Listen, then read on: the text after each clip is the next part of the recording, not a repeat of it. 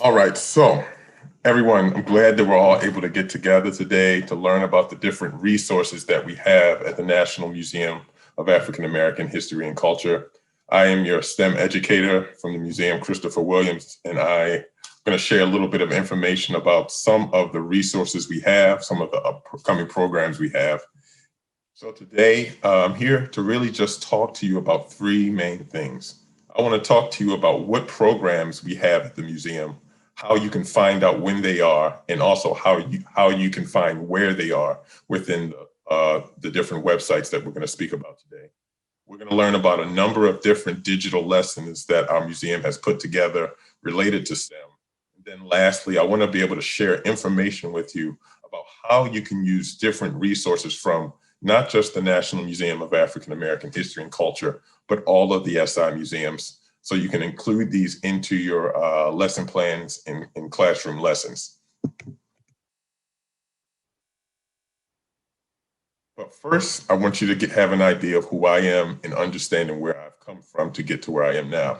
So I was born in Baltimore, Baltimore City. I graduated from Baltimore City College High School in 2002.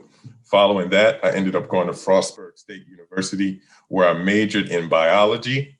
And during that time, my organic chemistry teacher, she told me about a research program called the Ronald E. McNair Undergraduate Research Program that I applied for and I participated in for 2 summers. The first summer, I was at the University of Maryland College Park.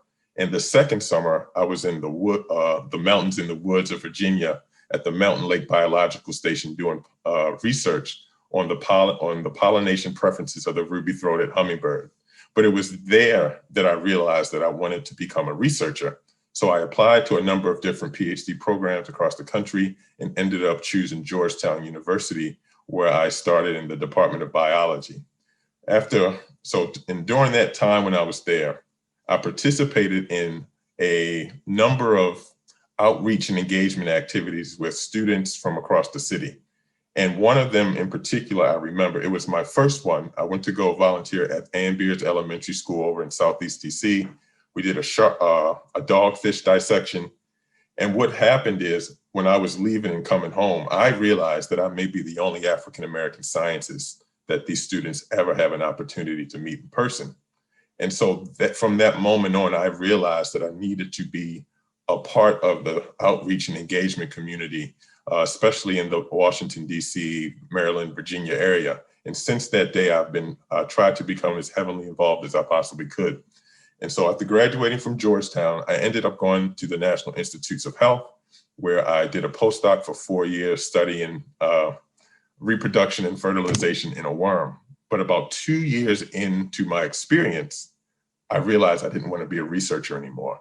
I realized that my real calling was working with people, working with students, working with teachers, and helping them make connections with new ideas and new ways of thinking and new ways of being. So after finishing my time at the National Institutes of Health, I switched directions, ended up doing a AAAS Science and Technology Policy Fellowship over at the National Science Foundation, where I did some research looking at the different impacts that graduate students had on their careers as a result of participating in a number of different research programs. And then following my time at the National Science Foundation, I ended up here at the National Museum of African American History and Culture. I've been here since 2018, and then 2.5 years later, here I am speaking with all of you. So as the STEM education specialist, it is my job to bring the stories of African American scientists, technologists, engineers, mathematicians, and inventors to students, teachers, and the public, and share and highlight their contributions and the impacts that they've made, not only in this country, but also around the world.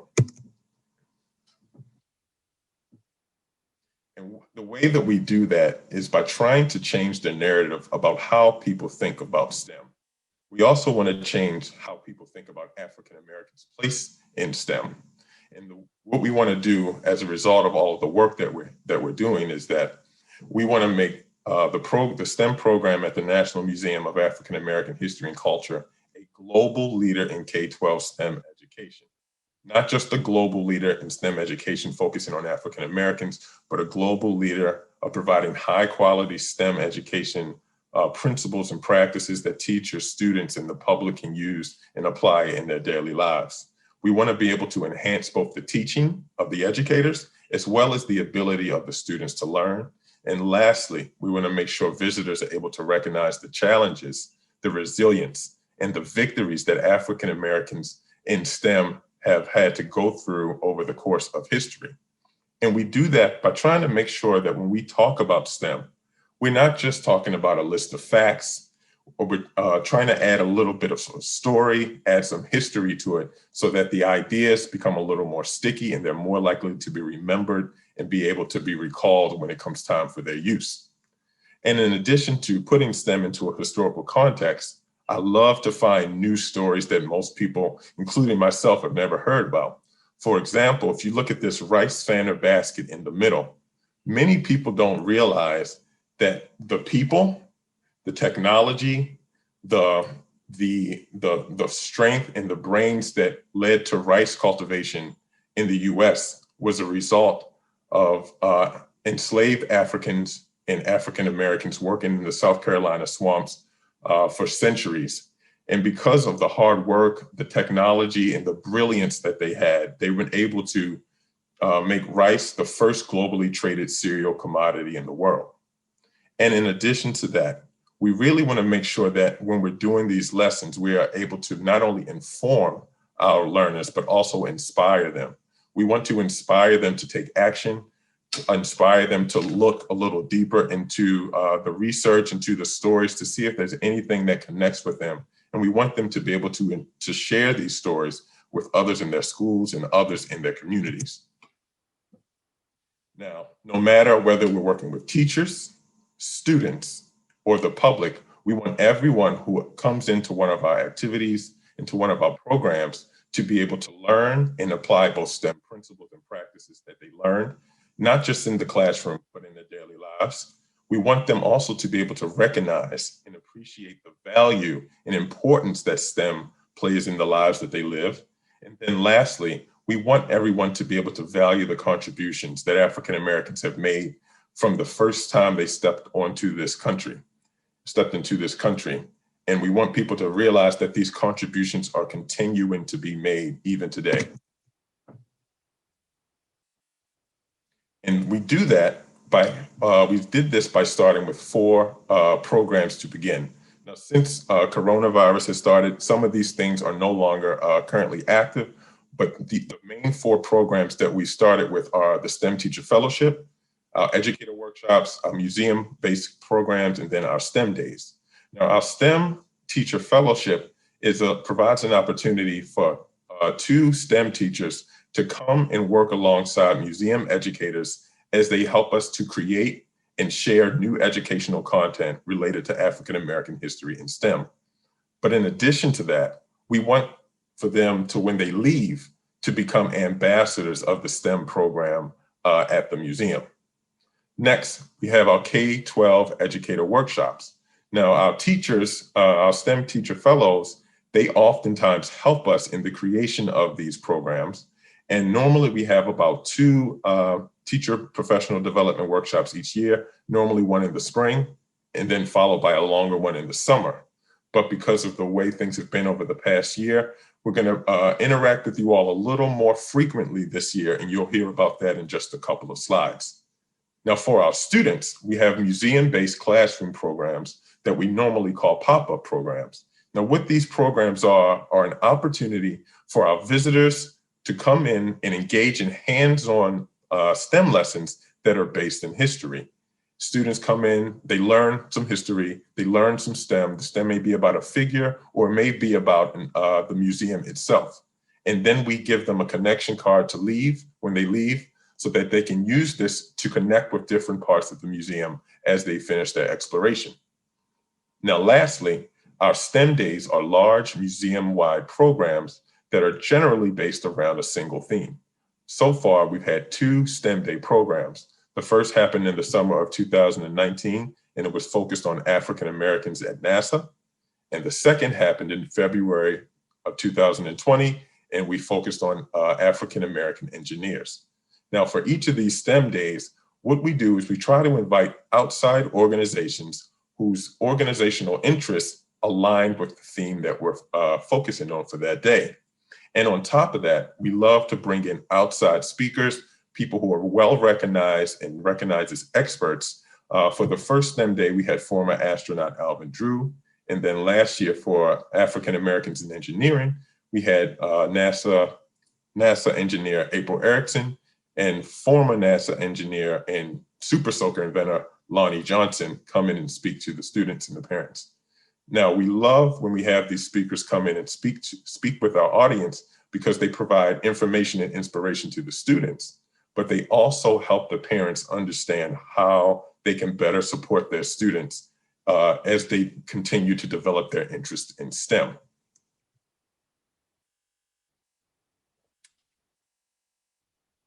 So let's get into some of the first programs that are designed specifically for you all.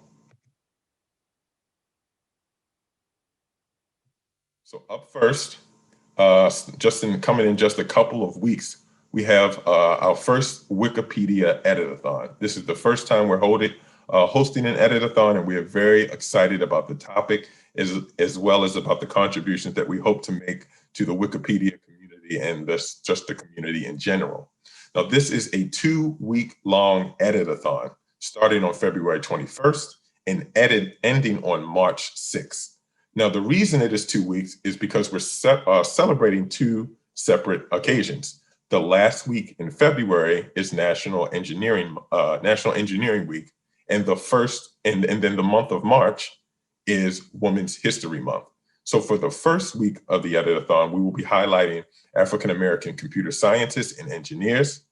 And then for the second week, we will be highlighting African-American women in STEM. Then following with that, our first teacher workshop will be a month from today, and it's entitled Creating Supportive and Inclusive Classrooms for Students. This will be a 2-hour workshop that starts at 4 p.m. and goes to 6 p.m. And I'm trying to give everyone a chance to get out of their classes and not have to rush from one class right in literally into another. So hopefully give some people a chance to have a break between their different classes that they have. And in this workshop, we are going to talk about different inclusive teaching frameworks, as well as how teachers can immediately begin to put these practices into play in their classrooms, whether you're virtual, hybrid, or in person.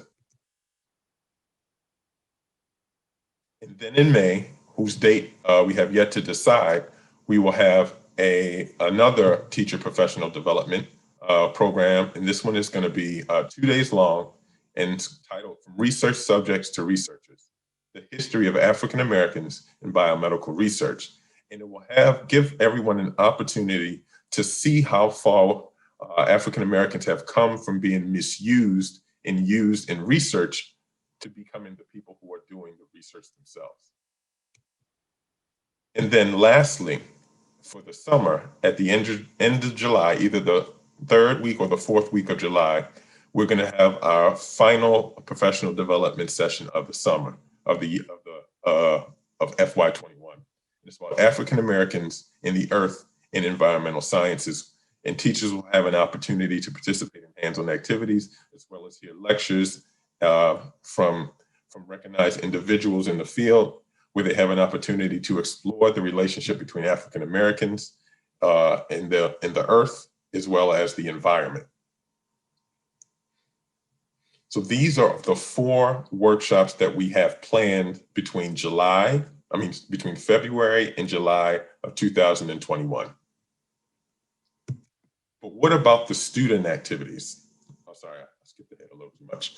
But now that you know what the activities are, I want to let you know how you can find them. So there are 3 different ways that you'll be able to find the different workshops and resources that I've just told you about. The first is through using the Smithsonian Events Calendar. This will give you insight into all of the different programs that all of the Smithsonian Institution museums have coming up over the next few weeks, over the next few months, and that includes the zoo as well. Or if you just are interested in what the National Museum of African American History and Culture has going on, you can check out the museum events calendar, and it'll give you all the information from the programs that are happening at the museum. And then lastly, if you are interested in just knowing about what are the STEM programs that are happening at the National Museum of African American History and Culture, then you can go check out the STEM pages, and it'll give you all the information you need about any upcoming STEM programs that are happening at our museum. But now that you know what is available for teachers, I want to give you some information about existing opportunities that we already have available for students. Up first, we have our page that's currently active and available. It's called Exploring Space with Victor Glover. Now, on this webpage, you have an opportunity to follow the journey of Victor Glover, the first African-American astronaut to stay long-term on the International Space Station. You can follow his journey from launch to docking at the International Space Station to returning back to Earth in several months. He is on a 6-month journey that started in December, so we expect that he will be coming back either in May or in June of this year. But with this activity, we have a number of related activities that follow his journey, including the chat that we had with Victor Glover when he was on the ISS. Myself, along with 2 National Air and Space Museum educators, Marty and Beth, were able to speak with Victor when he early on in his trip, and the video still lives on our museum's webpage, so you can check that out. But in addition to that, we have other activities that are related to both art and teamwork, because during his initial speech, Victor Glover mentioned that teamwork is the most important aspect of being an astronaut. And from that, he wanted us to put together a type of program that allowed students to show what teamwork looks like in their lives, whether it's in the school, in their homes, in their communities, or on their sports team. He wants to see students put together some artwork and then share it with us so that we can share it with the world. And over the next few months, we will continue to add additional information related to his journey, as well as sharing some resources from our museum that are related to space and space travel. And we even have additional student activities such as coloring pages for the young students, and then really fun digital games for older students where you have an opportunity to practice docking with the International Space Station as if you were driving one of the spacecraft. Now, due to coronavirus not allowing us all to be in person, we wanted to figure out ways that we could still reach out and engage the students. And that's where this program comes into play. Through the Window and Into the Mirror, a career conversation series, is designed to provide information to middle and high school students so that they are able to begin the exploration of potential STEM careers. Now, what we expect when students are watching this is we expect that they're looking at the screen, they're looking through the windows and seeing other people learning from their stories and learning information that they've never heard before. But also eventually during the process of the interview, I expect the students to start to see a bit of themselves, to see themselves reflected in the person that is on the screen because of shared experiences, or maybe they grew into the same school, maybe they grew up in the same place. But ultimately, the point is to have the students see themselves in these figures and realize that even if I don't necessarily want to do this STEM career, I know I can do another one. And so the series is designed to help bring information to help students, teachers, and parents learn about the availability of STEM careers, but also provide inspiration by hearing from the different speakers when they share their greatest challenges, their greatest achievements, and everything in between. Now, through that combination of information and inspiration, I want to see the students begin to take action, to begin to start to look for their own STEM careers, to see what really interests them and start that journey for themselves. Now, since last summer's series was so well received, we're going to bring it back this year again. But instead of focusing just on a variety of careers, we're going to focus specifically on the earth and environmental sciences. Now, the first interview that we're going to have will happen on February 26th, and then it will repeat monthly for the last Friday of each month from February to June. Now, May is the only time when it will not be the last Friday of the month because of Labor Day. So for May, the interview will be on May 21st. Now, two of the speakers that we're going to have this season are Austin Jordan, who is the communications director for Redwire Space, and Miss Amani Black, who is an oyster farmer and aquaculturalist out on the Eastern Shore. Now, I've had the opportunity to work with Mr. Jordan before in the past. Now, in addition to being a great communicator when he's working with other organizations, funders, and sponsors, I've seen him in action when it comes to speaking with students, and he has a phenomenal way of not only entertaining and engaging the students, but also getting them to learn and really internalize the messages that he's sharing. So I'm very excited to have him on as one of our guests. And then Miss Amani Black. She is the latest generation from her family from over 2 centuries of people who have lived and worked on the water on the Eastern Shore. Now, being an African-American woman in the aquaculture industry, she's incredibly excited about spreading the word about this type of job, and I'm really excited to share her story with you all as well. So next, let's move on to learning about some of the existing resources that we have that live on the internet.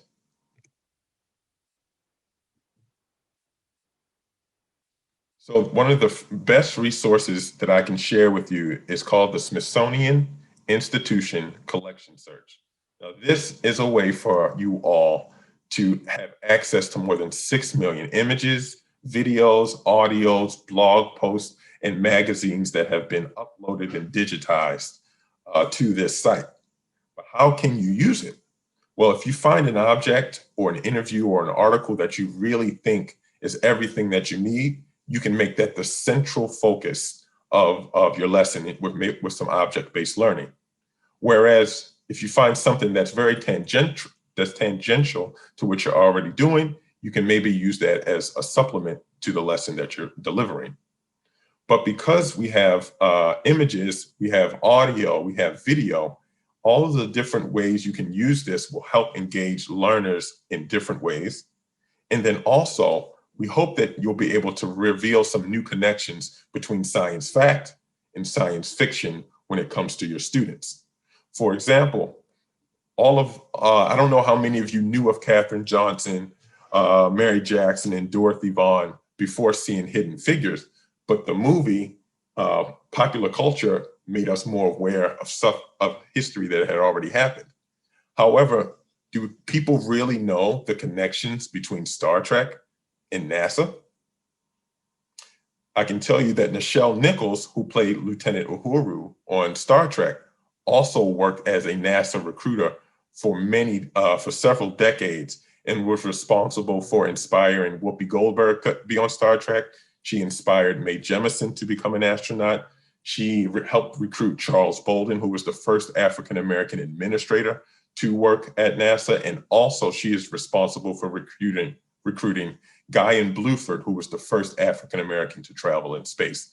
So using these resources really allows you to make a connection between the world that we know in popular culture and maybe some of the world that we don't know, like through history and through museums.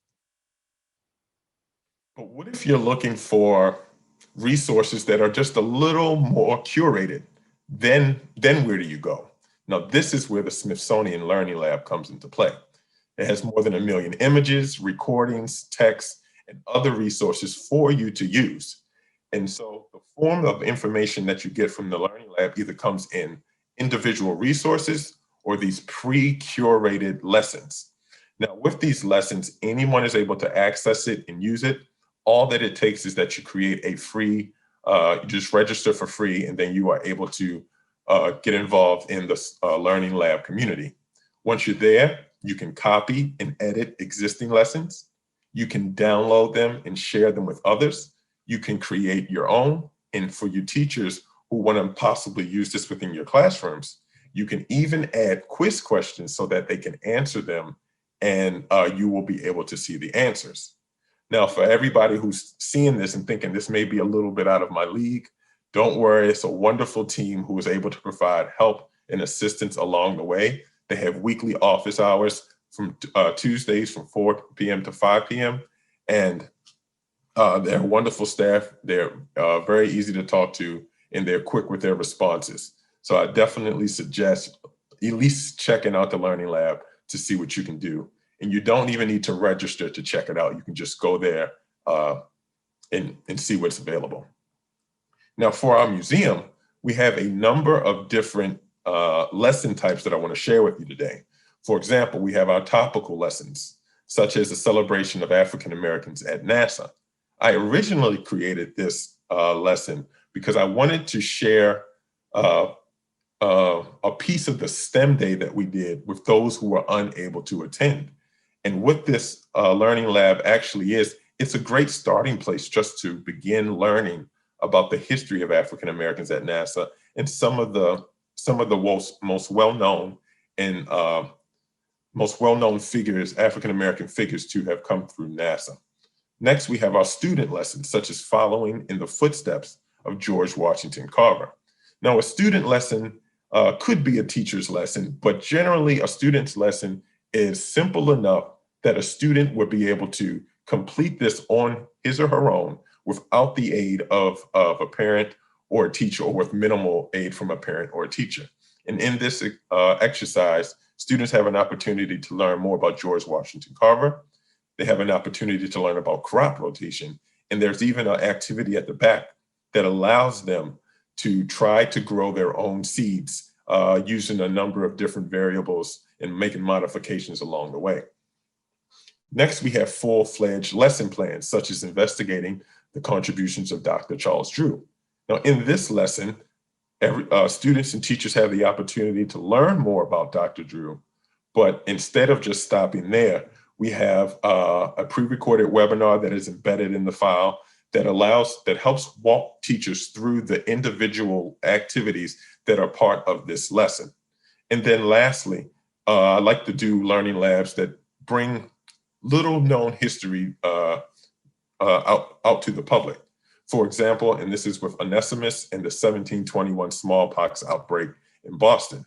So I'm going to tell you just a little bit about it. So Onesimus was enslaved in Boston, I believe, starting about 1715 or so. And at 1721, when slave ships were coming in from their voyages, and instead of waiting at the island just offshore to do a bit of quarantining to make sure no one was sick on board the ship, several ships actually came through, did not wait at the island. And as a result, several of the infected people on board began to spread smallpox in the area of Boston.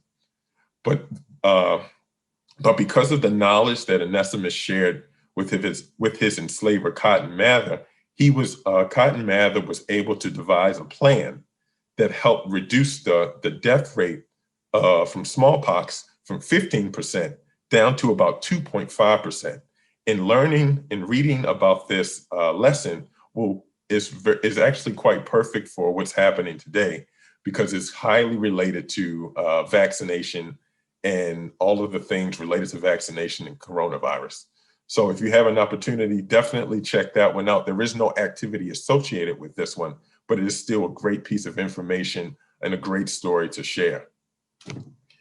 And so at this point, I just want to let you know, I am finished with my version of the presentation, and I'm going to be accepting questions and reading questions from the Q&A box. At our museum, our hosts are sponsored by the Dow Chemical Company.